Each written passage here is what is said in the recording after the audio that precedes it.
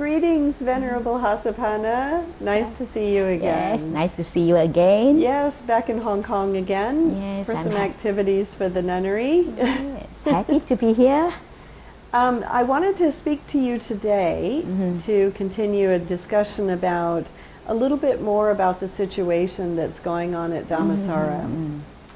Over the years, we understand that slowly, you've been able to make progress and add physical locations and develop accommodation for nuns to live there.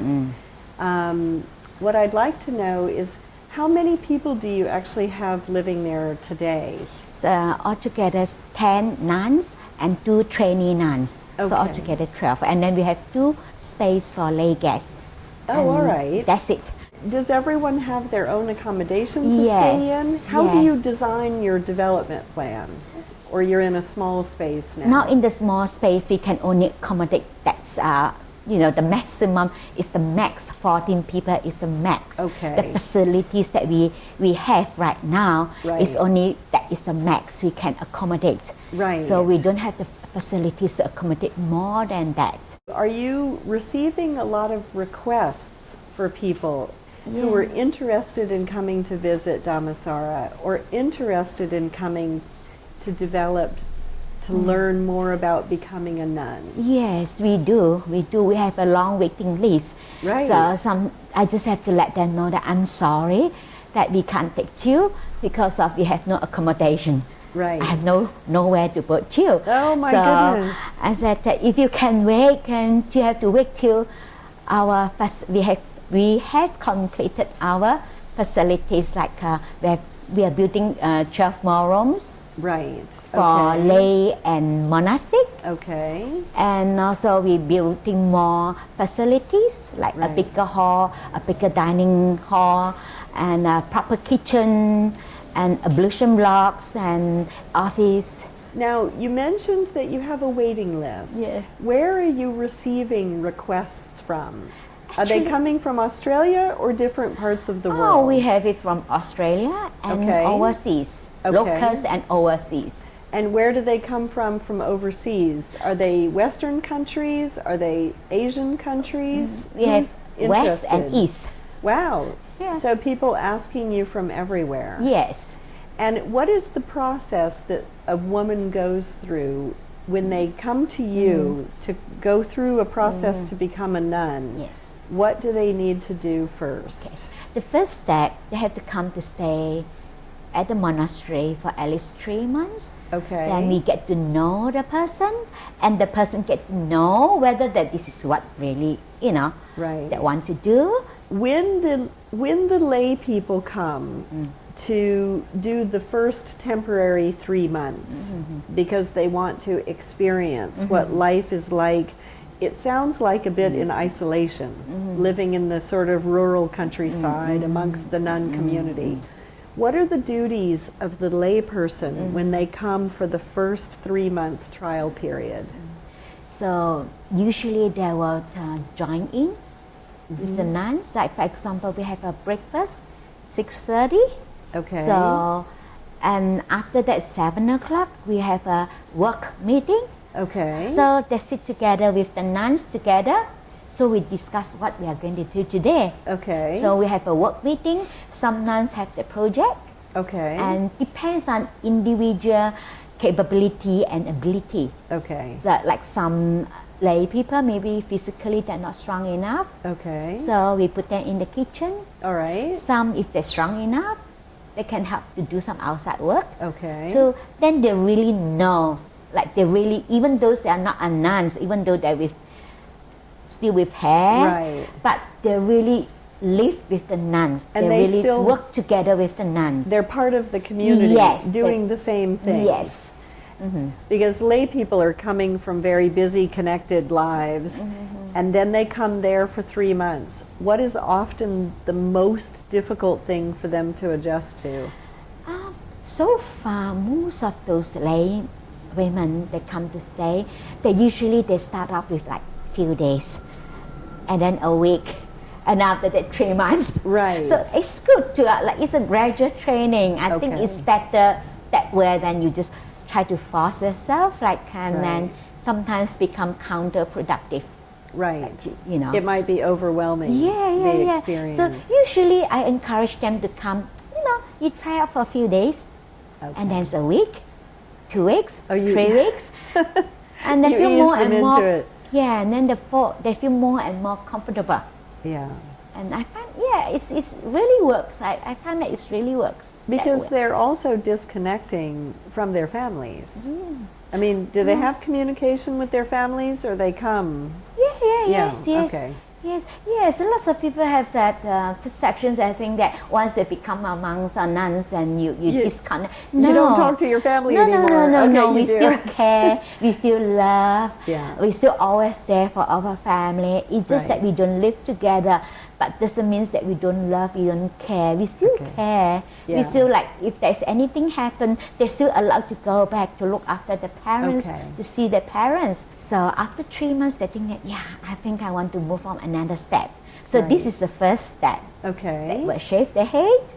So wear a white monastic robes. Okay. So keeping 8 precepts. Okay. Yeah. So that is the first step. So we call it Anagarikas. All right. It's a homeless one. And how long do they stay as an Anagarika? 1 year. Okay. And have they made some sort of, have they renounced to the outside world, or this is still a temporary position for them for 1 year? For 1 year, actually, that they have to be committed. Right. So once there's, actually we start the training from Anagarikas. Right. So they have to be of service and to be committed to the community. Right. So that they help the nuns to do things that the nuns can't do. Right. For example, because we don't handle money, so Anagarikas is the one to help us. Okay. They handle the money. Right. And we don't drive, so they are the one who will do the driving. Okay. So so that is how they contribute. Okay. Now, after they've gotten used to this lifestyle for a year as an Anagarika, then what happens next after that? So after a year, there is a minimum requirement, at least a year, then you can request to become a novice. Okay. So because novice is the next stage. Yes. So, and the community or the nuns community, so we will have a discussion.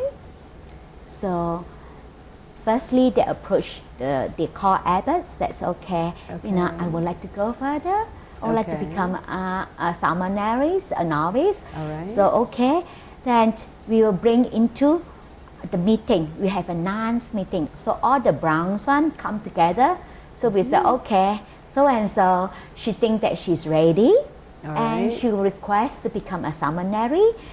Then usually myself and the other co-abbot, we said that, okay, we will set how we feel about this candidate.